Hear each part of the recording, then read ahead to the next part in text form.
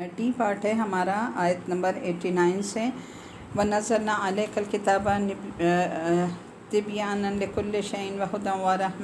व रहमतन व बुश्रा लिल मुस्लिमीन। और हमने तुम पर ये किताब उतार दी है ताकि वह हर बात खोल खोल कर बयान कर दें और मुसलमानों के लिए हिदायत, रहमत और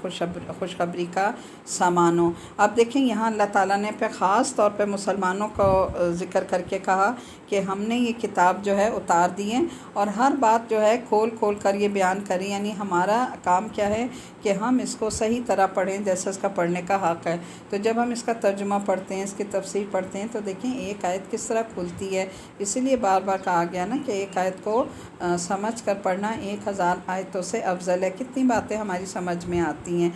तो और ख़ास तौर पे मुसलमानों को कहा कि उनके लिए अल्लाह ने क्या रखा है, इसमें हिदायत रखी है और रहमत, अल्लाह की ख़ास रहमत है और खुशखबरी का सामान। के बार बार अल्लाह ताला ने अपनी नेमतें गिनवाने के बाद कि तुम अगर फरमाबरदार बनोगे तो तुम्हारे लिए जन्नत है। और रहमत आप देखें कि एक पारे के शुरू में जो मैंने एक हदीस कोट की थी ना, वो तो मेरे ऐसे जैसे दिल में बिल्कुल पेवस्त हो गई है ना कि उसमें क्या बताया था, जिसका मफ़हूम मैंने आपको बताया था कि जिस जगह कुरान पढ़ा जाता है, जिस घर में कुरान पढ़ा जाता है, कुरान की तालीम होती है, उस जगह को क्या होता है कि अल्लाह ताला वहाँ के रहने वालों के लिए उस घर को कुशादा कर देते हैं और उस घर में अल्लाह की रहमत के फ़रिश्तों का नुज़ूल होता है। वहाँ फ़रिश्ते आ जाते हैं और शयातीन जो है वहाँ से चले जाते हैं, भाग जाते हैं और अल्लाह की रहमतें जो है वो नाजिल होना शुरू हो जाती हैं। अल्लाह की रहमतें बढ़ जाती हैं और उस घर में रहमतें और बरकतें नाजिल होना शुरू हो जाती हैं। तो कितनी बड़ी बात है ना कि अगर हम सिर्फ़ एक इस कुरान को थाम लें और हमारे घर हमारे रहने के लिए तो हैं, अगर उसका एक हिस्सा हम अपने अल्लाह ने अगर बड़ा घर दिया है तो बड़ा हिस्सा हम वक़्फ़ कर दें अपना, और अगर छोटा है तो एक आध कमरा हम वक़्फ़ कर दें लेकिन अल्लाह के लिए वक़्फ़ कर दें, तो आप देखें कि कुरान की अपनी इतनी रहमतें और बरकतें इस आयत में कितना खोल के अल्लाह ने बता दिया ना कि इसमें हिदायत है, रहमत और खुशखबरी का सामान। तो जो अपने नेमतों को दी किसने, घर भी अल्लाह ने दिया है ना, अल्लाह की नेमत है। तो अल्लाह की नेमत को अगर हम अल्लाह ही के रास्ते में लगा देंगे तो अल्लाह का वादा है कि अल्लाह हमें उसका अजर दुनिया में भी देगा, उसी जगह हमारे लिए बरकतें रख देगा, कुशादा कर देगा उन जगहों को, और आखिरत में तो उसका सिला फिर है ही जन्नत की सूरत में। तो ज़रूर इस बात पर गौर किया करें ताकि दौरा कुरान सुनने का कुछ फ़ायदा हो कि अपनी नेमतों पे जो अल्लाह ने हमें दी हैं गौर करें और कोशिश करें कि मैंने इंशाअल्लाह ताला अपनी ज़िंदगी, अपनी उम्र, अपना पैसा, दौलत, अपने घर, अपनी सलाहियतें, अपना वक्त, सेहत, सब कुछ अल्लाह के लिए लगाना है। अगर मैं ये चीज़ें वापस चाहती हूँ अल्लाह से, आज दुनिया में अपना घर देंगे ना तो कल जन्नत में हमें घर मिलेगा। और ये दुनिया के घर तो वैसे भी हमें छोड़ कर जाने हैं मरने के बाद, लेकिन असल घर आखिरत का घर है। जिसको वहाँ जन्नत में घर मिल गया वो फिर हमेशा हमेशा का है। और जन्नत में कोई ऐसे हमारे घरों के छोटे मोटे घर नहीं मिलेंगे, वहाँ अल्लाह के बहुत बड़े बड़े महलात हैं। तो अल्लाह ताला से दुआ है कि अल्लाह ताला हमें इसको पढ़कर इस आयत पर अमल करने की बेहतरीन तौफीक अता फ़रमाए। आगे देख लीजिएगा आयत नंबर 90 से और 91। और बेशक अल्लाह इंसाफ का, एहसान का और रिश्तेदारों को उनके हकूक़ देने का हुक्म देता है। ठीक है, फिर ये वही आगे हकूक़ की बात हो रही है कि अल्लाह ताला जो इंसान के पास जो भी दौलत या नेमत है, अल्लाह ताला ने कहा कि उसे इंसाफ के साथ खर्च करो और एहसान का मामला करो और रिश्तेदारों को उनके हकूक़ देने का हुक्म। और बेहयाई, बदी और जुल्म से रोकता है, वो तुम्हें नसीहत करता है ताकि तुम नसीहत कबूल करो। और जब तुमने कोई मायदा किया हो तो अल्लाह से किए हुए अहद को पूरा करो और कस्मों को पुख्ता करने के बाद उन्हें ना तोड़ो जबकि तुम उनके ऊपर अल्लाह को गवाह बना चुके हो। तुम जो कुछ करते हो यकीनन अल्लाह उसे जानता है। कस्मों के बारे में काफ़ी डिटेल में हम पीछे पढ़ चुके हैं कि एक तो बिला इरादा कस्में खानी नहीं चाहिए, और अगर अल्लाह को हाजिर नाजिर जानकर कसम खा ली जाए तो उस अहद को पूरा करना चाहिए, और अगर कसम को तोड़ना पड़े तो फिर उसका कुफ़ारा है जो पीछे में बता चुकी हैं। आयत नंबर 92 है, 92 जी। और जिस औरत ने अपने सूत को मजबूती से काटने के बाद उसे उधेड़ कर तार तार कर दिया था, तुम उस जैसे ना बन जाना कि तुम भी अपनी कसमों को तोड़कर आपस के फसाद का ज़रिया बनाने लगो। यानी बग़ैर कुफ़ारे के फिर कसम नहीं तोड़नी चाहिए, सिर्फ़ इसलिए कि कुछ लोग दूसरों से ज़्यादा फ़ायदा हासिल कर लें, यानी कस्में खाकर लोगों को यकीन दिलाएं और फिर नाजायज़ फ़ायदा उठाएं। आयत नंबर 92 से 95 है। اللہ کے ذریعے اللہ اس کے ذریعے تمہاری آزمائش کرے گا، اور قیامت کے دن وہ تمہیں وہ باتیں ضرور کھول کر بتا دے گا جن میں تم اختلاف کیا کرتے تھے، اور اگر اللہ چاہتا تو تم کو ایک ہی امت یعنی ایک ہی دین کا پیروکار بنا دیتا، لیکن وہ جس کو چاہتا ہے اس کی ضد کی وجہ سے گمراہی میں ڈال دیتا ہے، اور جس کو وہ چاہتا ہے اس کو وہ ہدایت دیتا ہے، اور ہدایت کس کو دیتا ہے؟ جو اس سے طلب کرتے ہیں، جو صراط مستقیم مانگتے ہیں۔ سورہ فاتحہ پہ جب یہ آیت آتی ہے نا اہدنا الصراط المستقیم، تو اس کو اسٹریس دے کے شعور کے ساتھ پڑھا کریں کہ اللہ مجھے صراط مستقیم یعنی ہدایت کا راستہ دکھا دے، اہدنا الصراط المستقیم۔ تو اللہ ہدایت صرف اس کو دیتا ہے جو اس سے طلب کرتا ہے، مانگتا ہے، اور کہتے ہیں کہ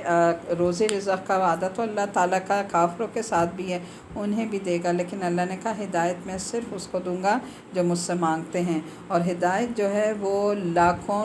ہزاروں لاکھوں میں سے کسی ایک انسان کو ملتی ہے، ہر ایک کو نہیں ملتی۔ اور وہ ہدایت کیا ہے کہ جس کے ہاتھ میں اللہ تعالیٰ قرآن تھما دے اور اس کا فہم اسے عطا فرما دے، تو اس کے لیے اللہ سے دعا مانگا کریں۔ آیت نمبر 94 اور 5 ہے، اور تم اپنی قسموں کو آپس میں فساد ڈالنے کا ذریعہ نہ بناؤ، جس کے نتیجے میں کسی اور کا پاؤں جمنے کے بعد پھسل جائے، پھر تم اسے اللہ کے راستے سے روکنے کی وجہ سے بری سزا چکھنی پڑے، اور تمہیں ایسی صورت میں عذاب ہوگا۔ یہ قسم کو توڑنے کا ایک اور نقصان یہاں دیکھیں بتایا جا رہا ہے آیت نمبر 94 میں ہمیں، وہ کیا ہے کہ اور یہ کہ جب تم قسمیں توڑ دو گے تو عین ممکن ہے کہ تمہیں دیکھ کر کوئی اور شخص بھی اس گناہ پر آمادہ ہو جائے، پہلے تو اس کے پاؤں جمے ہوئے تھے، تمہیں دیکھ کر وہ بھی پھسل گیا، تو چونکہ تم اس کے گناہ کا سبب بنے تو تمہیں دوہرا گناہ ہوگا، کیونکہ ایک تم نے خود کیا اور تم نے اس کو اللہ کے راستے سے روکا، ٹھیک ہے، تو دوہرا جو ہے تمہیں گناہ ملے گا۔ اسی لیے کہتے ہیں نا جو کسی نیکی کی ابتدا کرتا ہے اس کو دیکھ کر جتنے لوگ اس پر قدم رکھیں گے ان کو بھی اس کا اجر ثواب ملے گا اور اس کو بھی، لیکن جو کوئی برائی کرے گا اس کو دیکھ کر جتنے لوگ اس برائی کی طرف جائیں گے ان سب لوگوں کو جو وبال ہوگا وہ تو ہوگا، اس کو زیادہ دوہرا بھگتنا پڑے گا کیونکہ اس نے اس برائی کی ابتدا کی تھی۔ آیت نمبر 97 اور 98 دیکھ لیجئے، جو کچھ تمہارے پاس ہے وہ سب کچھ ختم ہو جائے گا، اور جو کچھ اللہ کے پاس ہے وہ باقی رہنے والا ہے۔ لا دینے والی آیت ہے نا کہ ما عندکم ینفد وما عند اللہ باق ولنجزین الذین صبروا اجرهم بأحسن ما كانوا یعملون، یعنی جو کچھ اللہ کے پاس ہے وہ باقی رہے گا اور سب کچھ ختم ہو جائے گا۔ تو یہ آیت بھی دیکھیں ہمیں کتنا ہلا دیتی ہے نا کہ ہماری ساری زندگیاں صرف دنیا کے لیے وقف ہیں، دنیا کا مال اکٹھا کر لیں، دنیا بنا لیں، دنیا کو سنبھال کے اس کی حفاظت کرنے کے لیے ہم بیٹھے رہتے ہیں، لیکن اللہ ہمیں ہلا رہا ہے کہ دیکھو یہ جو کچھ تم کر رہے ہو نا، بے وقوفی کر رہے ہو، تمہارے پاس کچھ بھی نہیں رہے گا۔ جب انسان مرتا ہے تو اس کے ساتھ ایون کہ اس کے کپڑے تک نہیں جاتے، صرف ایک کفن دے کر اس کو رخصت کر دیا جاتا ہے، اس کے گھر کا الماری سے قیمتی کپڑا بھی اسے اٹھانے کی اجازت نہیں ہوتی، اس کا پیسہ، دولت، بینک بیلنس، زیور کچھ بھی ساتھ نہیں جاتا۔ تو یہ آیت پہ اگر ہم غور کر لیں تو دنیا جو ہے ہمارے نزدیک کتنی بے وقت ہو جائے نا کہ اللہ کے پاس جو کچھ ہے وہ ہمیشہ کا ہے، تو ہم اللہ سے وہ مانگیں جو ہمیشہ رہنے والا ہے، یعنی آخرت کی تیاری کریں اور آخرت کی فکر کریں، دنیا سے اپنا آپ کو دعا کریں کہ اللہ ہمیں بے رغبت کر دے اور دنیا کو ہمارے نزدیک پھٹکارا ہوا کر دے، آخرت بنانے کی فکر اور موت کی تیاری اور قبر کی تیاری کی اللہ ہمیں توفیق دے۔ آیت نمبر 97 دیکھیں، جس شخص نے بھی مومن ہونے کی حالت میں نیک عمل کیا ہوگا، چاہے وہ مرد ہو یا عورت، ہم اسے پاکیزہ زندگی بسر کروائیں گے، اور ایسے لوگوں کو ہم بہترین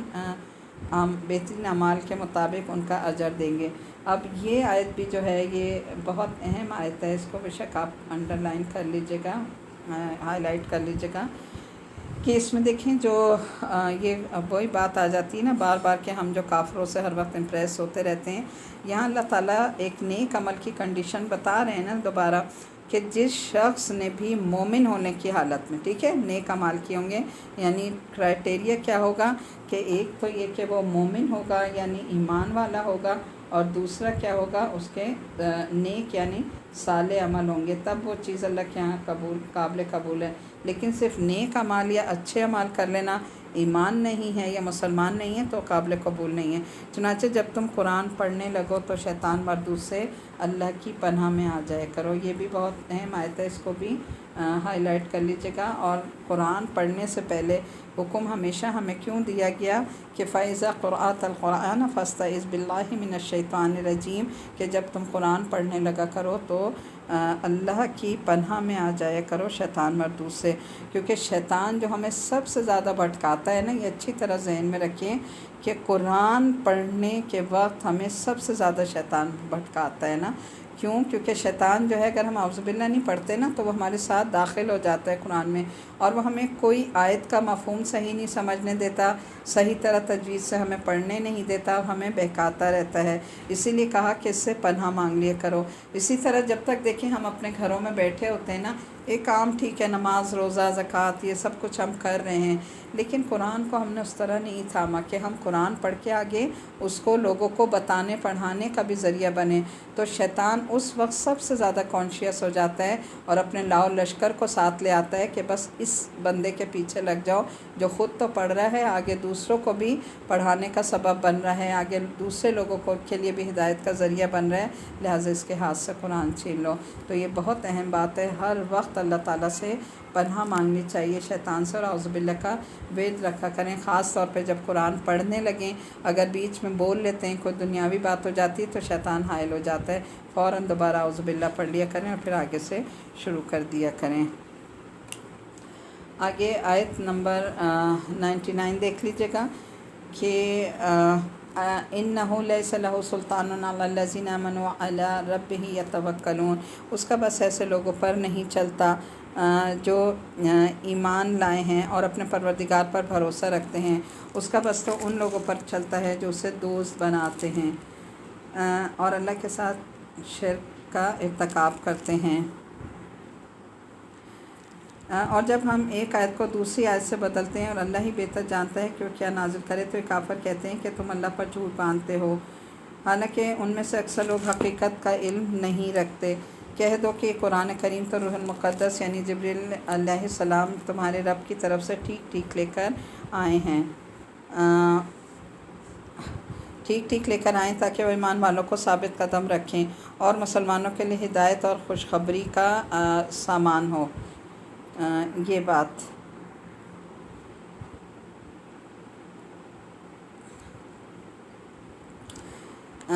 तो यहाँ पर देखें कि फिर यही बात की जा रही है कि ये कुरान जो है अल्लाह की तरफ से आया है और हज़रत जिब्राईल अलैहिस्सलाम जो है वो उसे लेकर आए थे, जो हिदायत और खुशखबरी का सामान है। और इसमें जो है कुरान के फिर वही बात जो बार बार रिपीट हो रही है कि कुरान में अल्लाह ताला ने क्या की है, हमें हिदायत दी है, खुशखबरी का सामान यानी जन्नत की खुशखबरियाँ दी हैं। किस हवाले से कि जो कोई अल्लाह ताला की बात को मानेगा और इस पर अमल करेगा उसके लिए ये खुशखबरियाँ हैं। तो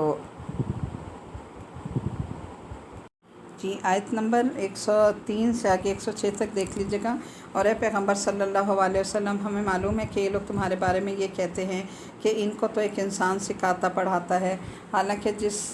शख्स का ये हवाला दे रहे हैं उसकी ज़बान अजमी है और ये कुरान अरबी ज़बान में नाजिल हुआ है। जो लोग अल्लाह की आयतों पर ईमान नहीं रखते उनको अल्लाह हिदायत पर नहीं लाता और उनके लिए दर्दनाक अज़ाब है। अल्लाह पर झूठ तो पैगम्बर नहीं वो लोग बांधते हैं जो अल्लाह की आयत पर ईमान नहीं रखते और वही हकीकत में झूठे हैं। जो शख्स अल्लाह पर ईमान लाने के बाद उसके साथ कुफ़र का इर्तिकाब करे वो नहीं जिसे ज़बरदस्ती कुफ़र का कलमा कहने पर मजबूर कर दिया गया हो जबकि उसका दिल ईमान पर मुतमईन हो, बल्कि वो शख्स जिसने अपना सीना कुफ़र के लिए खोल दिया हो। तो ऐसे लोगों पर अल्लाह की तरफ से गज़ब नाजिल होगा और उनके लिए ज़बरदस्त अज़ाब तैयार है।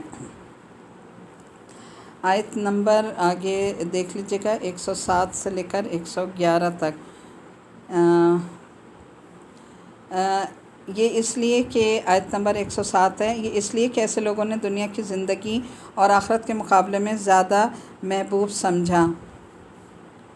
اور اس لیے کہ اللہ ایسے ناشکر لوگوں کو ہدایت نہیں پہنچاتا۔ یہ ایسے لوگ ہیں کہ اللہ نے ان کے دلوں پر، ان کے کانوں پر، ان کی آنکھوں پر مہر لگا دی ہے، اور یہی لوگ ہیں جو اپنے انجام سے بالکل غافل ہیں۔ لازمی بات ہے کہ یہی لوگ ہیں جو آخرت میں سب سے زیادہ نقصان اٹھانے والے ہیں۔ پھر جن لوگوں نے فتنے میں مبتلا ہونے کے بعد ہجرت کی، پھر جہاد کیا اور صبر سے کام لیا، تو ان باتوں کے بعد تمہارا پروردگار بہت بخشنے والا اور بڑا مہربان ہے۔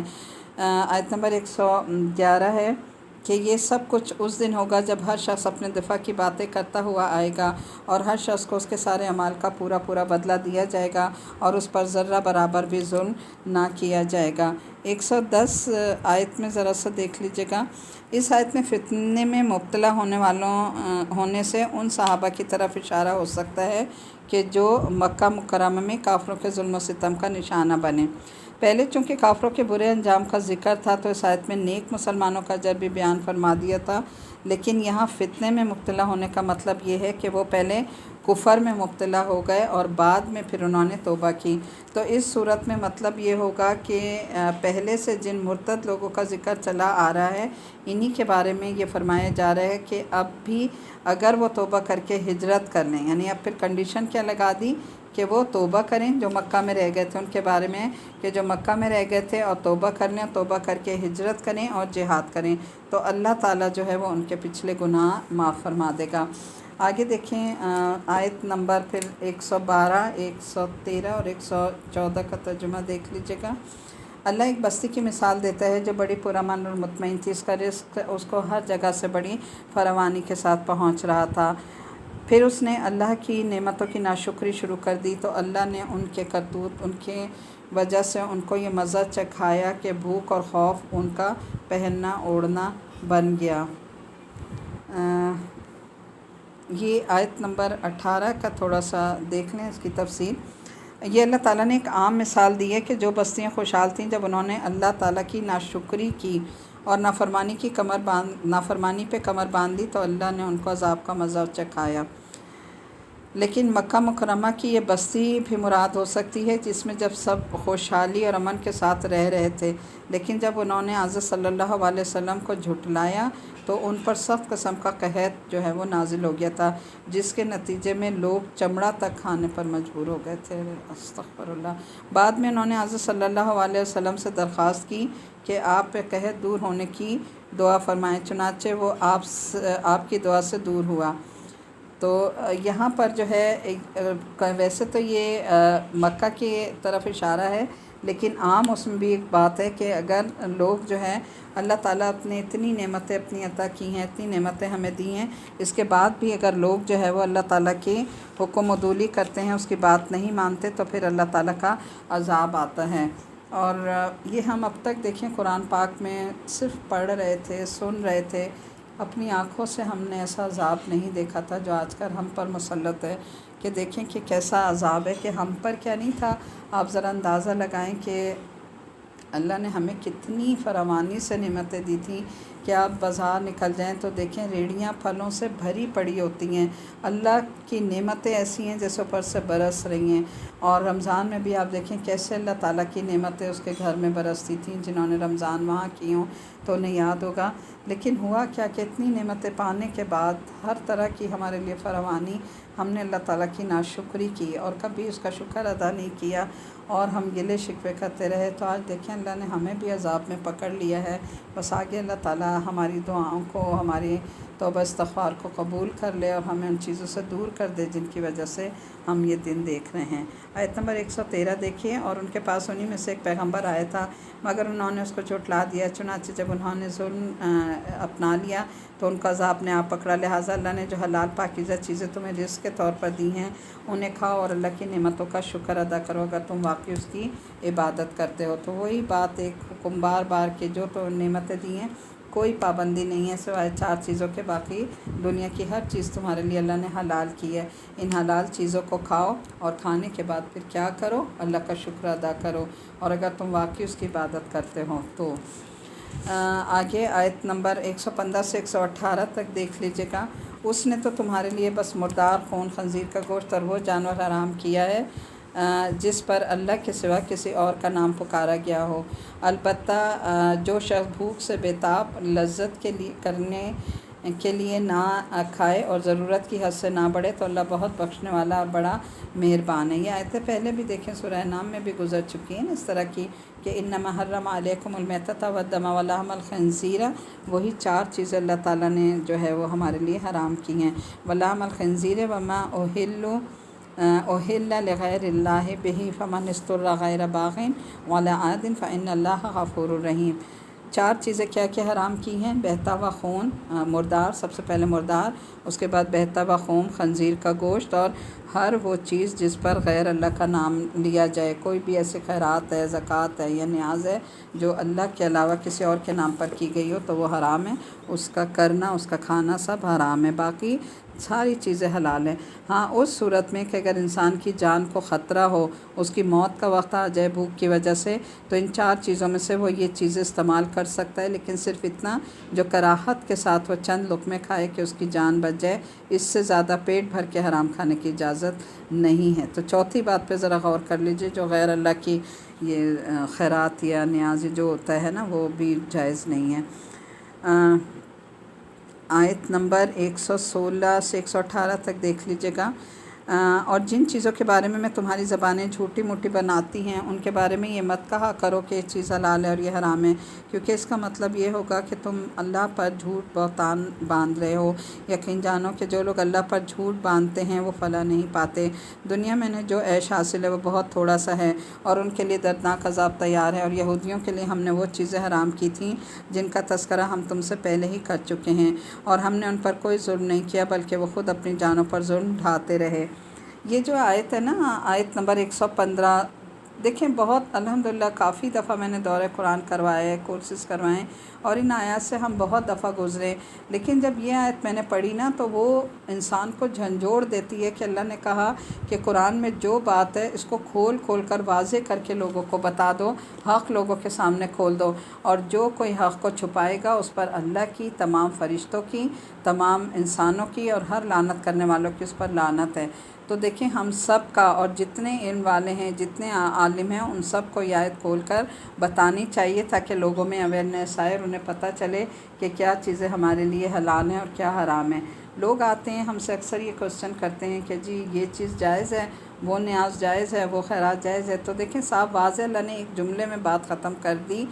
کہ وما اہل لغیر اللہ، کہ ہر وہ چیز جس پر غیر اللہ کا نام لیا گیا ہو وہ حرام ہے، وہ جائز نہیں ہے، بس دیٹس آل۔ اس کے علاوہ بار بار چھوٹے موٹے بنی اسرائیل کی طرح سوال کرتے رہنا کہ اللہ پھر اس چیز پہ ہاتھ رکھ دے جس کو آپ چاہتے ہیں۔ تو دیکھیں اب عذاب کی اگر بات ہوتی ہے نا تو دیکھیں کیا ہم نے ایسا نہیں کیا، اللہ کی حرام کردہ چیزوں کو ہم نے کتنی دیدہ دلیری سے اپنے پر حلال کیا ہوا ہے۔ تو ظاہر ہے اللہ نے جب کھول کے بتا دیا، آگے ہم لوگوں کو کھول کر نہیں بتائیں گے تو ہم پر بھی لعنت ہوگی اور لوگ اور ہم خود عذاب میں سب مبتلا ہو جائیں گے۔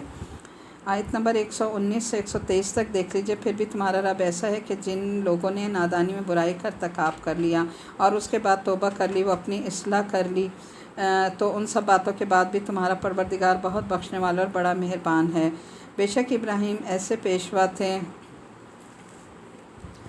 آیت نمبر 120 اور 121 کو دیکھ لیجئے گا۔ ان ابراہیم کان امۃ قانتا للہ حنیفا ولم یک من المشرکین شاکرا لانعمہ اجتباہ وہداہ الی صراط مستقیم۔ بے شک ابراہیم ایسے پیشوا تھے جنہوں نے ہر طرف سے یکسو ہو کر اللہ کی فرما برداری اختیار کر لی تھی۔ وہ ان لوگوں میں سے نہیں تھے جو اللہ کے ساتھ کسی کو شریک ٹھہراتے تھے، وہ اللہ کی نعمتوں کے شکر گزار تھے، اس لیے انہیں چن لیا تھا، اللہ نے انہیں چن لیا تھا اور ان کو سیدھے راستے تک پہنچا دیا تھا۔ اب یہ دیکھیں یہ کرائٹیریا ایک بتایا گیا کہ جو بھی اللہ کے لیے چاہے کہ اللہ اسے چن لے اور اس کے سیدھے راستے پر آ جائے، تو حضرت ابراہیم کی طرح اسے کیا کیا باتیں کرنی چاہیے، اللہ کی طرف فرما بردار ہو، ہر شرک سے آزاد ہو جائے، اور دوسرا کیا کرے کہ اللہ کی جو نعمتیں ہیں ان کو پانے کے بعد اس کا شکر ادا کرے، تو انشاءاللہ اللہ تعالیٰ اس سے بھی چن کے اپنا دوست بنا لیں گے۔ اگر یہ کوالٹیز ہمارے اندر ہوں گی تو انشاءاللہ ہم بھی اللہ تعالیٰ کا قرب پا لیں گے۔ اور ان کو دنیا میں بھی بھلائی دی تھی اور آخرت میں بھی، تو یقیناً ان کا شمار صالحین میں ہے۔ پھر اے پیغمبر صلی اللہ علیہ وسلم، ہم نے تم پر بھی وحی کے ذریعے یہ حکم نازل کیا ہے کہ تم ابراہیم کے دین کی پیروی کرو، جس نے اپنا رخ اللہ ہی کی طرف کیا ہوا تھا اور وہ ان لوگوں میں سے نہیں تھے جو اللہ کے ساتھ شریک ٹھہراتے تھے۔ ثم اوحینا الیک ان اتبع ملت ابراہیم حنیفا وما کان من المشرکین۔ حلال چیزوں کو ان مشرکوں نے حرام کر رکھا تھا، وہ حضرت ابراہیم کے وقت سے ہی حلال چلی آ رہی تھیں، البتہ ان میں سے جو چند چیزوں کو یہودیوں پر بطور حرام کیا تھا وہ پیچھے ہم تھوڑا سا سورہ اس میں نساء میں پڑھ چکے ہیں۔ آگے دیکھ لیجیے گا، آیت نمبر 124 سے لے کر 126 تک دیکھ لیں۔ ہفتے کے دن کے احکام تو ان لوگوں پر لازم کیے گئے تھے جنہوں نے اس کے بارے میں اختلاف کیا تھا، اور یقین رکھو کہ تمہارا رب قیامت کے دن ان تمام باتوں کا فیصلہ کر دے گا جن میں لوگ اختلاف کیا کرتے تھے۔ آیت نمبر 125 دیکھ لیجیے گا، 125 اور 126۔ ادعو الی سبیل ربک بالحکمۃ والموعظۃ الحسنۃ وجادلھم باللتی ہی احسن ان ربک ھو اعلم بمن ضل عن سبیلہ وھو اعلم بالمہتدین وإن عاقبتم فعاقبوا بمثل ما عوقبتم به ولئن صبرتم لھو خیر للصابرین۔ صدق اللہ العظیم۔ اور اگر تم لوگ کسی کے ظلم کا بدلہ اپنے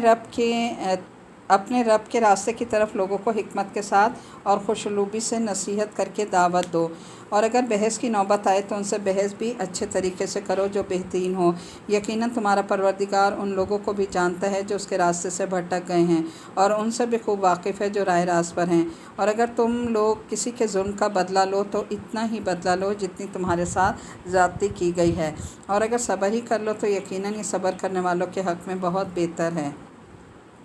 اب دیکھیں اس آیت میں 124 125 اور 26 تک اللہ تعالیٰ نے ہمیں کچھ تبلیغ کے اصول سکھا دیے کہ جب تم تبلیغ کرنے کے لیے نکلو، یعنی اللہ تعالیٰ کے دین کی دعوت دو لوگوں کو، تو کیا کرو کہ حکمت کے ساتھ، یعنی لوگوں پہ سوار مت ہو، ان کو خوبصورت طریقے سے خوش اسلوبی سے نصیحت کرو، اور نصیحت کیسی ہو جو لوگوں کے دلوں میں اتر جائے، اور اگر کہیں بحث بھی کرنا پڑے تو اچھے طریقے سے بحث کرو جس سے تم انہیں قائل کر لو، لیکن اگر کوئی ایسا بحث مباحثہ ہو کہ جس میں تمہارے دین جانے کا خطرہ ہو یا لڑائی جھگڑا شروع ہو جائے تو بہتر ہے کہ پھر وہاں سے ہٹ جاؤ، بحث نہ کرو۔ یہ طریقہ ہمیں بتا دیا گیا، اور پھر آگے ہمیں کہا گیا کہ اگر تمہارے ساتھ کوئی زیادتی کرتا ہے یا ظلم کرتا ہے تو ہاتھ پہ ہاتھ رکھ کے مت بیٹھو، تم بدلہ لے سکتے ہو، لیکن کیا کہا کہ صرف اتنا بدلہ لو جتنی تمہارے ساتھ زیادتی کی، اس سے آگے نہ بڑھو، کیونکہ اگر تم اس سے آگے بڑھ کے کرو گے تو پھر تم ظالم ہو جاؤ گے، وہ مظلوم ہو جائے گا۔ اور پھر بھی اللہ نے کہا کہ اگر صبر کر لو تو زیادہ بہتر ہے، کیونکہ صبر جو ہے وہ تمہارے حق میں بہتر رہے گا۔ آیت نمبر 127 اور 128 دیکھ لیجیے گا، وَاصْبِرْ وَمَا صَبْرُكَ إِلَّا بِاللَّهِ وَلَا تَحْزَنْ عَلَيْهِمْ وَلَا تَكُ فِي ضَيْقٍ مِّمَّا يَمْكُرُونَ إِنَّ اللَّهَ مَعَ الَّذِينَ اتَّقَوْا وَالَّذِينَ هُمْ مُحْسِنُونَ۔ اور اے پیغمبر صلی اللہ علیہ وسلم، تم صبر سے کام لو، اور تمہارا صبر ہی اللہ کی توفیق ہے، اور ان کافروں پر صدمہ نہ کرو جو مکاریاں یہ لوگ کر رہے ہیں، ان کی وجہ سے تنگ دل نہ ہو، یقین رکھو کہ اللہ ان لوگوں کا ساتھی ہے جو تقوی اختیار کرتے ہیں اور جو احسان پر عمل پیرا ہیں۔ صدق اللہ العظیم۔ اچھا یہاں دیکھیں پھر آخر میں اللہ تعالیٰ اس صورت میں ساری نعمتیں گنوانے کے بعد نبی کریم صلی اللہ علیہ وسلم کو جو ایک بہترین نصیحت فرما رہے ہیں، وہ کیا کہ جب تم اللہ کے راستے میں نکلے ہو، ہماری دین کی دعوت دے رہے ہو، تو ظاہر ہے لوگ تمہارے مخالف ہوں گے، تمہارے ساتھ دشمنی بھی کریں گے، باتیں بھی بنائیں گے تم، اور دیکھیں کہ دشمن کیا کیا کفار نے آپ صلی اللہ علیہ وسلم کے ساتھ کیا کیا نہیں کیا، کبھی آپ کو ساحر کہا، کبھی جادوگر کہا، کبھی کچھ کہا، لیکن ہر اس میں اللہ تعالیٰ کا ایک ہی حکم تھا۔ اللہ تعالیٰ نے کیا کہا کہ تم صبر سے کام لو اور ان کی باتوں کا غم نہ کرو۔ تو اللہ تعالیٰ نے جب نبی کریم صلی اللہ علیہ وسلم کو یہ حکم دیا تھا کہ آپ صبر سے کام لیں، ہم اس صبر کا صلہ آپ کو اس دنیا میں بھی دیں گے اور اس دنیا میں بھی، تو نبی کریم صلی اللہ علیہ وسلم کے ذریعے ہر اس داعی کو یہ پیغام پہنچ رہا ہے اللہ کا کہ جو لوگ بھی دین کا کام کر رہے ہیں، ظاہر ہے لوگ اتنی آسانی سے دین کا کام نہیں کرنے دیتے، دین والوں پر ہر طرح کے تہمتیں لگائی جاتی ہیں، الزام لگائے جاتے ہیں، ان کو کیا کیا نہیں کہا جاتا، کبھی انہیں گمراہ کہا جاتا ہے، کبھی کوئی بات ان کے بارے میں کی جاتی ہے، کبھی ان کا مذاق اڑایا جاتا ہے۔ تو ہمارے لیے بھی اللہ کا یہی حکم ہے جو ہمارے پیارے نبی صلی اللہ علیہ وسلم کے لیے حکم تھا کہ ہمیں بھی پھر کیا کرنا ہے کہ اللہ کے راستے میں کام کرنے کے لیے صبر سے کام لینا ہے، اللہ تعالیٰ سے اس کی توفیق مانگنی ہے، اور جتنا ہم صبر کریں گے انشاءاللہ تعالیٰ ایک وقت آئے گا کہ اللہ تعالیٰ ہماری آنکھوں سے ہمیں دین کی ترقیاں دکھائے گا، ہمارا اسلام جو ہے وہ سر بلند ہوگا، اور انشاءاللہ تعالیٰ گھر گھر میں قرآن بھی پہنچے گا، دین بھی پہنچے گا، اور لوگ بھی حق پر آئیں گے۔ تو ایک داعی کا کیا کام ہے کہ صبر سے اپنا کام جاری رکھے، اپنے کام کو نہ چھوڑے، اللہ کے راستے سے نہ ہٹے، اور اس کے ساتھ ساتھ دن میں کیا بتایا ایک داعی کے لیے کہ دن میں وہ کام کرے، محنت مشقت کرے، اور رات کو پھر اللہ سے مانگے، یعنی تہجد میں اللہ کی مدد مانگے، تو وہ پھر تہجد میں ایک پیٹرول ملتا ہے ایک داعی کو، جس سے وہ آگے دین کا کام کرنے کے قابل ہو سکتا ہے۔ تو ہر داعی جو ہے وہ ان آیات پر عمل کرے کہ صبر کرے، اللہ کے راستے میں ثابت قدم رہے، اور اللہ سے دعا کرے، جو لوگ اس کی مخالفت کر رہے ہیں ان کے لیے بھی دعا کرے کہ اللہ ان کی مخالفتوں کو ختم کرے، اللہ انہیں بھی ہدایت دے، اور جن نعمتوں سے، دین کی نعمت سے جو بہت بڑی نعمت ہے، اللہ نے جس ایک داعی کو نوازا ہے، اللہ تمام لوگوں کو ہدایت پر لے آئے، اور اللہ تعالی ہم سب کے گناہوں کو معاف فرما دے۔ یہاں ہمارا الحمدللہ 14واں پارہ ختم ہو گیا ہے، اللہ تعالیٰ اسے قبول فرمائے۔ ربنا تقبل منا انک انت السمیع العلیم وتب علینا انک انت التواب الرحیم، وصلی اللہ تعالی علی خیر خلقہ محمد وعلی آلہ واصحابہ اجمعین برحمتک یا ارحم الراحمین۔ سبحان ربک رب العزۃ عما یصفون وسلام علی المرسلین والحمد للہ رب العالمین۔ اللہم لک الحمد کلہ ولک الشکر کلہ، اللہم لک الحمد کلہ ولک الشکر کلہ۔ السلام علیکم ورحمۃ اللہ وبرکاتہ،